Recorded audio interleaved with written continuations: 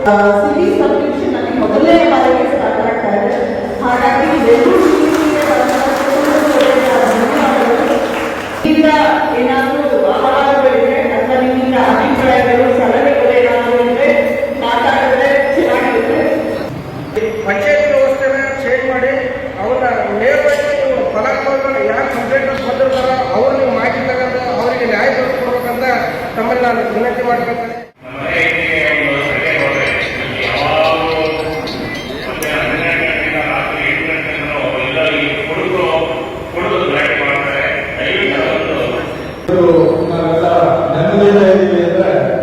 ಸೈನಿಕರು ಮತ್ತು ಪೊಲೀಸರ ಕಾರಣ ಅಂತ ನಾನು ಹೇಳಕ್ ಇಷ್ಟಪಡ್ತೇನೆ. ಟ್ರಾಫಿಕ್ ಇದರಲ್ಲಿ ಈ ಹೈ ಬೀಮ್ ಇರತಕ್ಕಂತಹ ಲೈಟ್ಗಳನ್ನ ಹಾಕೊಂಡು ಬಂದು ಹುಡುಗರೆಲ್ಲ ಬರ್ತಾ ಇರ್ತಾರೆ. ಹೈ ಬೀಮ್ ಇರತಕ್ಕಂತಹ ವೆಹಿಕಲ್ಗಳು ಯಾರು ಹಾಕಿರ್ತಾರೆ ಅವುಗಳ ಬಗ್ಗೆ ಸ್ವಲ್ಪ ಕ್ರಮ ತೆಗೆದುಕೊಂಡ್ರೆ ಮುಂದೆ ನಿಲ್ಲಿಸಬಹುದು ಅನ್ನೋ ಒಂದು ನನ್ನ ವೈಯಕ್ತಿಕ. ನಮಗೆ ಸಿಟಿಯಿಂದ ಹೋಗ್ಬೇಕು ಅಂತಂದ್ರೆ ನಾವು ಕುಂದವಾಡ ಕೆರೆ ಮೇಲೆ ಹೋಗ್ಬೇಕು. ಅಲ್ಲಿ ಕುಂದವಾಡ ಕೆರೆ ಮೇಲೆ ಸರ್ವಿಸ್ ರೋಡ್ ಅಂತಾನು ಒಂದು ಸ್ಟ್ರೀಟ್ ಲೈಟ್ ಇಲ್ಲ. ನಾವೆಲ್ಲ ಸರ್ವಿಸ್ ರೋಡ್ ನಲ್ಲಿ ಹೋಗೋದಕ್ಕೆ ತುಂಬಾ ದೂರ ಆಗುತ್ತೆ. ಇದು ನಿಯರೆಸ್ಟ್ ಪ್ಲೇಸ್. ಅದು ಸಂಬಂಧಪಟ್ಟ ಇಲಾಖೆಗೆ ಹೇಳ್ಬಿಟ್ಟು ಒಂದು ಸ್ವಲ್ಪ ಸ್ಟ್ರೀಟ್ ಲೈಟ್ ಹಾಕೋದಕ್ಕೆ ಕಮ್ಯುನಿಕೇಟ್ ಮಾಡ್ತೀವಿ, ಇವಾಗೆಲ್ಲ ಮಾಡ್ತಾ ಇದೀವಿ ಮಾಡ್ತೀವಿ ಅಂತಾರೆ. ಫಾಲೋ ಮಾಡಿ ಸ್ವಲ್ಪ ಕಾರ್ಪೊರೇಟರ್ ಬರಿಬೇಡಿ, ಕಮಿಷನರ್ಗೆ ಬರಿಬೇಡಿ.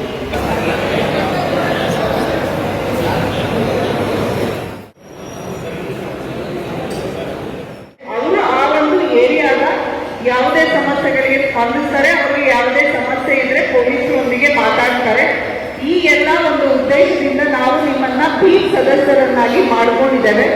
ಯಾಕೆ ಇದನ್ನ ಹೇಳ್ತಾ ಇದ್ದೀನಿ ಅಂದ್ರೆ, ನೀವೆಲ್ಲರೂ ಬೀಟ್ ಸದಸ್ಯರು ಆಗಿದ್ದೀರಾ ಅಂತ ಇವಾಗ ಬಂದಿದ್ದೀರಾ. ಹಾಗೆ ಒಂದು 4ರಿಂದ 5 ಮೆಂಬರ್ಸ್ ಮಾತ್ರ.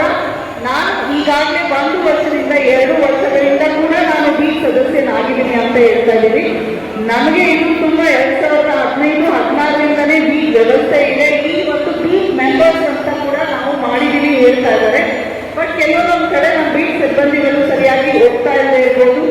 ಅವರು ಸರಿಯಾಗಿ ಯಾರಿಗೆ ಬೇಕೋ ಅವರಿಗೆ ಬೀಟ್ ಮೆಂಬರ್ಸ್ ಮಾಡಿರ್ತಾರೆ. ಕೆಲವೊಬ್ಬರು ನೀವು ನಿಜವಾಗ್ಲೂ ಕಳಕಳಿಯ ಕಾಳಜಿ ಇರುವಂತವ್ರಾಗಿರ್ತೀರ. ಪೊಲೀಸ್ ಜೊತೆಗೆ ಸೇರಿ ಕೆಲಸ ಮಾಡಬೇಕು ಅನ್ನೋ ಕಳಕಳಿ ಕೂಡ ಇರ್ತದೆ. ನಿಮ್ಮಂತವ್ರು ಬಂದ್ರೆ ಏನಾಗುತ್ತೆ, ಅಲ್ಲಿ ಏನ್ ಮಾಡಬೇಕು ಅಂತ ನಾನು ಹೇಳ್ತಾ ಇದ್ದೀನಿ ಅಂದ್ರೆ, ದಯವಿಟ್ಟು ನಿಮ್ಮ ಬೀಟ್ ಗ್ರೂಪ್ ನಲ್ಲಿ ನಿಮ್ಗೆ ಏನು ಸಮಸ್ಯೆಗಳಿದೆ ದಯವಿಟ್ಟು ಅಲ್ಲಿ ಹಾಕಿ. ನಾವು ಪೊಲೀಸ್ ಠಾಣೆಗೆ ಹೋದಾಗ ಕೂಡ ನಾವು ಎಲ್ಲೆಲ್ಲಿ ಬೀಟ್ ಗ್ರೂಪ್ ಇದೆ, ಮೀಟಿಂಗ್ ಎಲ್ಲಿ ಮಾಡ್ತಾ ಇದ್ದಾರೆ, ಅವ್ರ ಸಮಸ್ಯೆಗಳನ್ನ ಅಟೆಂಡ್ ಮಾಡ್ತಾ ಇದ್ದಾರಾ ಅಂತ ಕೂಡ ನಾವು ಕೇಳ್ತಾ ಇದೀವಿ. ಹಾಗಾಗಿ ನೀವು ಜಾಸ್ತಿ ನಿಮ್ಮ ರೈಟ್ಸ್ ಬಗ್ಗೆ, ಹಕ್ಕುಗಳ ಬಗ್ಗೆ ಮಾತಾಡಿದ್ರೆ ಅವಾಗ ಇನ್ನೂ ಚೆನ್ನಾಗಿ ಪೊಲೀಸರು ಕೆಲಸ ಮಾಡ್ತಾರೆ. ಅದನ್ನ ಸ್ವಲ್ಪ ದಯವಿಟ್ಟು ತಿಳ್ಕೊಳ್ಬೇಕು. ನಿಮ್ಮ ಹಂತದಲ್ಲಿ ಅಥವಾ ನಮ್ಮ ಸಿಬ್ಬಂದಿಗಳ ಹಂತದಲ್ಲಿ ಯಾರು ಸರಿಯಾಗಿ ನಿಮ್ಮ ಸಮಸ್ಯೆಗಳನ್ನ ಅಟೆಂಡ್ ಮಾಡಲ್ಲ. ದಯವಿಟ್ಟು ಇನ್ಸ್ಪೆಕ್ಟರ್ ಇದ್ದಾರೆ, DSP ಇದ್ದಾರೆ, ನಾವಿದ್ದೀವಿ. ನನ್ನ ನಂಬರು ಕೂಡ ಈ ಒಂದು ಏನು ಸ್ಟಿಕ್ಕರ್ ಅನ್ನ ಬಿಡುಗಡೆ ಮಾಡಿದೀವಿ, ಇದು ಪ್ರತಿಯೊಂದು ಮನೆ ಮುಂದೆ ಅಂಟಿಸ್ತೇವೆ. 9480803201 ನಮ್ಮ ನಂಬರ್ ಇದೆ. ಎಮರ್ಜೆನ್ಸಿ ರೆಸ್ಪಾನ್ಸ್ ಸರ್ವಿಸ್ ಸಿಸ್ಟಮ್ 112 ಅಂತ ಇದೆ. ಕೆಲವೊಬ್ರು ಅದ್ರ ಬಗ್ಗೆ ಕೆಲವೊಂದು ಸಮಸ್ಯೆ ಕಡಿಮೆ ಬರ್ತಾ ಇದೆ, ಅದ್ರ ಬಗ್ಗೆ ಜಾಸ್ತಿ ಅವೇರ್ನೆಸ್ ಆಗಬೇಕು. ದಯವಿಟ್ಟು ಆ 112 ಏನಿದೆ ಮಾಡಿ. ನಿಮಗೆ ಯಾವುದೇ ಸಮಸ್ಯೆಗಳಿದ್ರೆ ಕೂಡ ದಯವಿಟ್ಟು ನೇರವಾಗಿ ಬೀಟ್ ಗ್ರೂಪ್ ಅಲ್ಲಿ ಹಾಕಿ ತಾವು ಮಾತಾಡಿ. ಕಾನ್ಫಿಡೆನ್ಷಿಯಲ್ ಇದೆ, ಪ್ರತ್ಯೇಕವಾಗಿ ನಿಮ್ಮ ಬೀಟ್ ಸಿಬ್ಬಂದಿಗೆ ಕಾಲ್ ಮಾಡಿ ಹೇಳ್ಬಹುದು, ನಿಮ್ಮ ಇನ್ಸ್ಪೆಕ್ಟರ್ಗೆ ಹೇಳ್ಬೋದು, ನಮಗೆ ಕೂಡ ಹೇಳ್ಬೋದಾಗಿರ್ತದೆ. ಸೊ ದಟ್ ನಿಮಗೆ ಯಾವುದೇ ರೀತಿಯಾದಂತಹ ಬೇರೆ ಲೆವೆಲ್ ಬೇಕಾಗಿಲ್ಲ ಪೊಲೀಸ್ ಠಾಣೆಗೆ ಬರಲಿಕ್ಕೆ. ಈಗಾಗಲೇ ಹೇಳಿದಂತೆ ಪೊಲೀಸರು ಬಂದಿದ್ದಾರೆ ಯಾರಿಗಾದ್ರು ಅಂದ್ರೆ ಯಾಕಪ್ಪ ಪೊಲೀಸರು ಬಂದ್ರು ಅನ್ನೋ ಒಂದು ವಾತಾವರಣ ಇರಬಾರ್ದು. ನಾವು ನಿಮ್ಮ ಮನೆಗೆ ಬರುವಂಥದ್ದು ನಿಮ್ಮ ಸಮಸ್ಯೆಗಳ ಬಗ್ಗೆ ತಿಳ್ಕೊಳ್ಳಿಕ್ಕೆ ಬಿಟ್ರೆ, ನಿಮ್ಮ ಯಾವುದೇ ವೈಯಕ್ತಿಕ ಮಾಹಿತಿಯನ್ನ ಕಲೆ ಹಾಕ್ಲಿಕ್ಕಾಗ್ಲಿ ಬೇರೆ ಒಂದು ಯಾವುದೇ ಉದ್ದೇಶದಿಂದ ಬರ್ತಾ ಇಲ್ಲ. ಯಾಕೆ ಈಗ ನಾವು ಬೀಟಿಂದ ಮನೆ ಮನೆಗೆ ಪೊಲೀಸ್ ಹೋಗ್ತಾ ಇದೀವಿ ಅಂತ ಹೇಳಿದ್ರೆ, ನಮ್ಮ ಪೊಲೀಸ್ ಸಿಬ್ಬಂದಿ ಕೂಡ ಪ್ರತಿಯೊಂದು ಮನೆಯನ್ನ ವಿಸಿಟ್ ಮಾಡಿದಾಗ ಈಗ ಇಲ್ಲ ಅಂದ್ರೆ ಏನಾಗ್ತಾ ಇತ್ತು, ಹಿಂದೆ ಬೀಟ್ಗೆ ಹೋದಾಗ ಎಲ್ಲೋ ಒಂದ್ ಕಡೆ ನಿಂತ್ಕೊಳ್ತಾ ಇದ್ರು, 4-5 ಜನ ಬರ್ತಾ ಇದ್ರು, ಅವ್ರಿಗೆ ಮಾತಾಡಿಸ್ತಾ ಇದ್ರು, ಫೋಟೋ ತಗೊಂಡು ಮೀಟಿಂಗ್ ಮಾಡಿ ಬರ್ತಾ ಇದ್ರು. ಈಗ ಪ್ರತಿಯೊಂದು ಮನೆಯನ್ನ ನಾವು ವಿಸಿಟ್ ಮಾಡಲೇಬೇಕು ಅಂತ ಬಂದಾಗ ಇಲ್ಲಿ 40ರಿಂದ 50 ಮನೆಗಳ ಒಂದು ಸಮೂಹವನ್ನು ಎಮರ್ಜೆನ್ಸಿ ರೆಸ್ಪಾನ್ಸ್ ನಂಬರ್ ಏನಿದೆ 112 ಆಗಿರ್ಬೋದು, 193 cyber crime help line number ಆಗಿರ್ಬೋದು, ಪೊಲೀಸ್ ಅಧಿಕಾರಿ, ಸಿಬ್ಬಂದಿ, ಮೇಲಧಿಕಾರಿ ಮತ್ತೆ ನಮಗೆ ಇರುವಂತಹ ಕಾನೂನು ಅರಿವು ಕಾರ್ಯಕ್ರಮ ಇರ್ಬೋದು, ಸೈಬರ್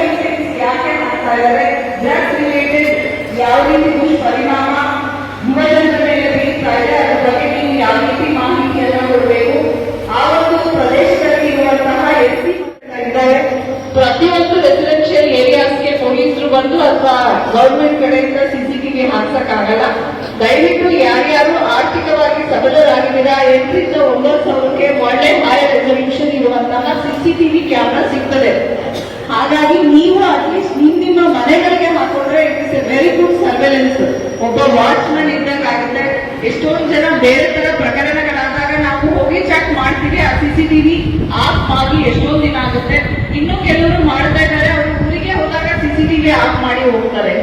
ಜಾಸ್ತಿ ಇರ್ಬೇಕಾಗಿರೋದೇ ಅದು CCTV. ನೀವು ಇಲ್ಲೇ ಇದ್ದಾಗ ನಿಮ್ಮ ರಕ್ಷಣೆಯನ್ನ ಮಾಡ್ಲಿಕ್ಕೆ ಮತ್ತೆ ಅಲ್ಲಿ ಯಾರು ವಿದ್ಯಾನಗರ ಪೊಲೀಸ್ ಠಾಣೆ ಹಾಗೂ ದಾವಣಗೆರೆ ಜಿಲ್ಲಾ ಪೊಲೀಸ್ ಘಟಕದ ವತಿಯಿಂದ ತುಂಬ ಹೃದಯದ ಧನ್ಯವಾದಗಳನ್ನು ಸಮರ್ಪಿಸ್ತಾ ಇದ್ದೇವೆ.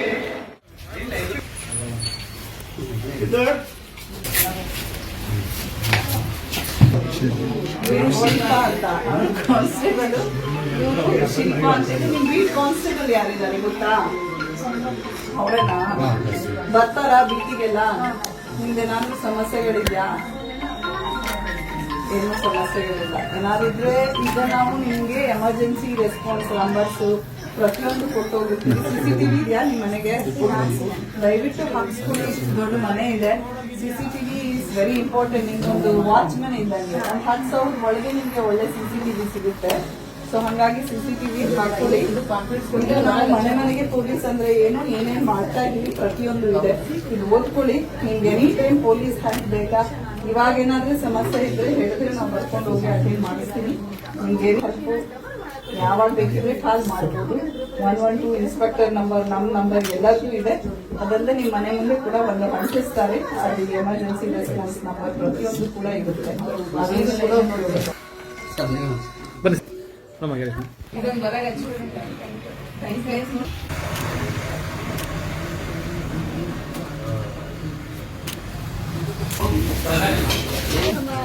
ಇಲ್ಲ, ನಾವು ಮನೆಗೆ ಪೊಲೀಸ್ ಅಂತ ಕಾರ್ಯಕ್ರಮ ಮಾಡ್ತಾ ಇದ್ವಿ. ಸೊ ಅದು ಸಹಾಯ ಬೇಕಾ ನಿಮ್ಗೆ?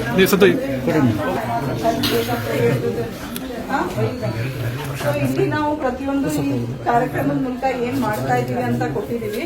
ಮತ್ತೆ ನಮ್ದು ಎಮರ್ಜೆನ್ಸಿ ನಂಬರ್ ಪ್ರತಿಯೊಂದು ಎಲ್ಲ ಕೊಡ್ತಾ ಇದೀವಿ. ಎನಿ ಟೈಮ್ ಪ್ಲೀಸ್ ಕಾಂಟ್ಯಾಕ್ಟ್ ಮಾಡಿ. ನಿಮ್ಗೆ ಇಲ್ಲಿ ಬೀಟ್ ಸಿಬ್ಬಂದಿ ಬರ್ತಾ ಇದ್ದಾರಾ? ಯಾರಿದ್ದಾರೆ ಬೀಟ್ ಸಿಬ್ಬಂದಿ? ಚಂದ್ರಪ್ಪ ಅಂತ ಇದ್ದಾರೆ. ಓಕೆ. ಸೊ ಇದು ನಮ್ಮ ಮನೆಗೆ ಪೊಲೀಸಲ್ಲಿ ಏನ್ ಮಾಡ್ತೀರಿ ಅಂತ ಬನ್ನಿ.